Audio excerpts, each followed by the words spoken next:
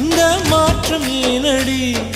பிழையான வார்த்தை போல வாழ்ந்து வந்தேனே, உன்னை பார்த்த பின்னே என்னை திருத்திக் கொண்டேனே.